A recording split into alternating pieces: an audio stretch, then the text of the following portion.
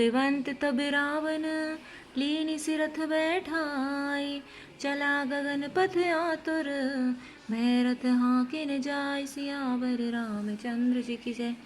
पवन सुत हनुमान जी की जय। उमापत महादेव जी की जय।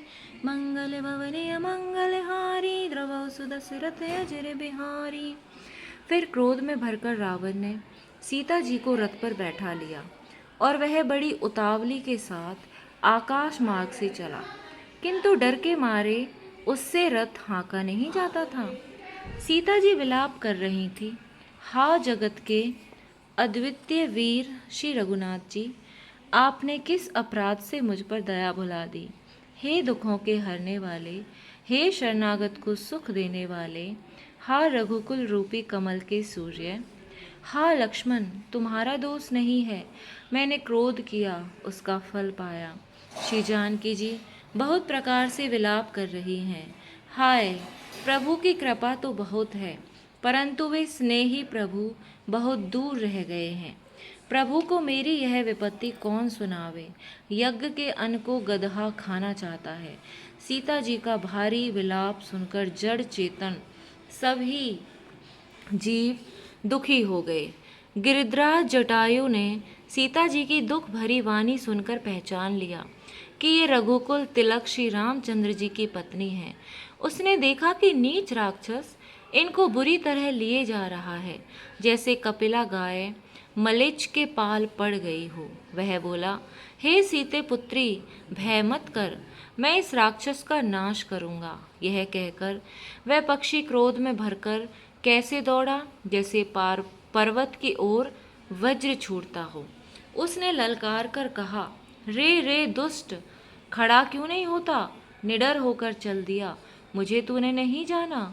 उसको यमराज के समान आता हुआ देखकर रावण घूमकर मन में अनुमान करने लगा, यह या तो मैनाक पर्वत है या पक्षियों का स्वामी गरुड़।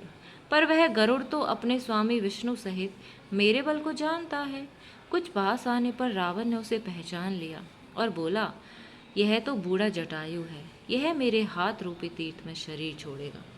यह सुनते ही गीध क्रोध में भरकर बड़े वेग से दौड़ा और बोला, रावण, मेरी सिखावन सुन, जानकी जी को छोड़कर कुशल पूर्वक अपने घर चला जा, नहीं तो हे बहुत भुजाओं वाले, ऐसा होगा कि श्री राम जी के क्रोध रूपी अत्यंत भयानक अग्नि में तेरा सारा वंश पतिंगा होकर भस्म हो जाएगा।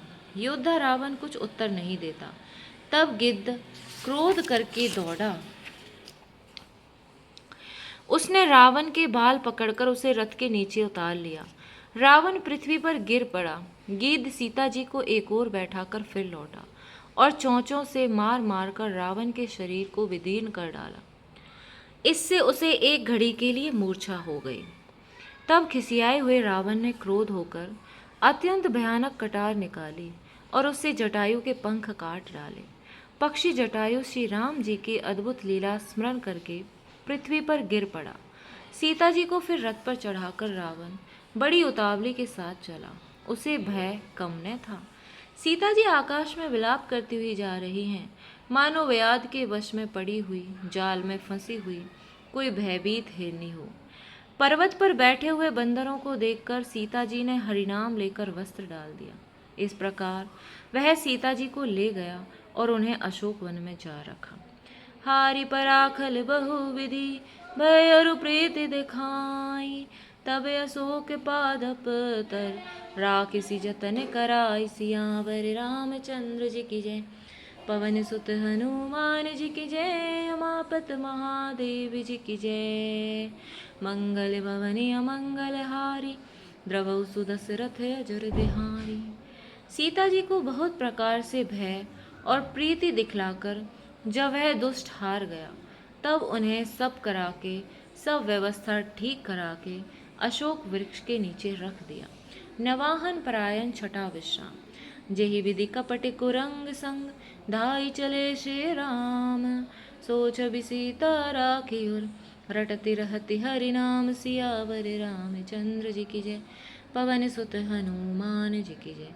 उमापत महादेव जी की जय।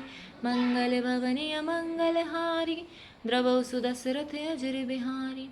जिस प्रकार कपट मृग के साथ श्री राम जी दौड़ चले थे, उसी छवि को हृदय में रखकर वे हरिनाम राम नाम रटती रहती हैं।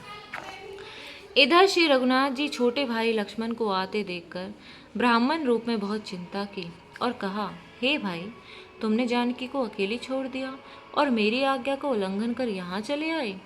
राक्षसों के झुंड वन में फिरते रहते हैं। मेरे मन में ऐसा आता है कि सीता आश्रम में नहीं है। छोटे भाई लक्ष्मण जी ने श्री राम जी के चरण कमलों को पकड़कर हाथ जोड़कर कहा, हे नाथ, मेरा कुछ भी दोष नहीं है। लक्ष्मण जी सहित प्रभु श्री राम जी वहाँ गए जहाँ गोदावरी के तट पर उनका आश्रम था। आश्रम को जानकी जी से रहित देखकर श्री राम जी साधारण मनुष्य की भांति व्याकुल और दीन दुखी हो गए। वे विलाप करने लगे, हा गुणों की खान जानकी, हा रूप शील व्रत और नियमों में पवित्र सीते। लक्ष्मण जी ने बहुत प्रकार से समझाया। तब श्री राम जी लताओं और वृक्षों की पंक्तियों से पूछते हुए चले, हे पक्षियों, हे पशुओं, हे भंवरों की पंक्तियों, तुमने कहीं मृग नयनी सीता को देखा है? खंजन, तोता, कबूतर, हिरन, मछली, भौरों का समूह, प्रवीण कोयल, कुंदल कली, अनार, बिजली, कमल, शरद का चंद्रमा और नागिनी, वरुण का पाश, कामदेव का धनुष, हंस, गज और सिंह, ये सब आज अपनी प्रशंसा सुन रहे हैं। बेल, सुवर्ण और केला हर्षित हो रहे हैं। इनके मन में जरा भी शंका और संकोच नहीं है। हे जानकी, सुनो, तुम्हारे बिना ये सब आज ऐसे हर्षित हैं मानो राज पा गई हो, अर्थात तुम्हारे अंगों के सामने ये सब तुच्छ, अपमानित और लज्जित थे। आज तुम्हें न देखकर ये अपनी शोभा के अभिमान में फूल रहे हैं। तुमसे यह अनक स्पर्धा कैसे सही जाती है? हे प्रिय, तुम शीघ्र ही प्रकट क्यों नहीं होती? इस प्रकार अनंत ब्रह्मांडों के अथवा महामहिमामयी स्वरूप शक्ति श्री सीता जी के स्वामी श्री जानकी जी, श्री राम जी श्री सीता जी को खोजते हुए इस प्रकार विलाप करते हैं मानो कोई महाविरही और अत्यंत कामी पुरुष हो। पूर्ण काम आनंद की राशि अजन्मा और अविनाशी श्री राम जी मनुष्यों के से चरित्र कर रहे हैं। आगे जाने पर उन्होंने गृद्धपति जटायु को पड़ा देखा। वह श्री राम के चरणों का स्मरण कर रहा था, जिसमें ध्वजा, कुलिश आदि की रेखाएं चिन्ह हैं। कर सरोज सिर पर स्यो, कृपा सिंधु रघुवीर, निरखि राम छवि धाम मुख, विगत भय सब पीर। सियावर रामचंद्र जी की जय, पवन सुत हनुमान जी की जय, उमापत महादेव जी की जय। मंगल भवन अमंगल हारी, द्रवौ सुदशरथ अजर बिहारी। मंगल भवन अमंगल हारी, द्रवहु सुदशरथ अजर बिहारी। राम सिया राम, जय जय राम। बोलो सियावर रामचंद्र भगवान की जय।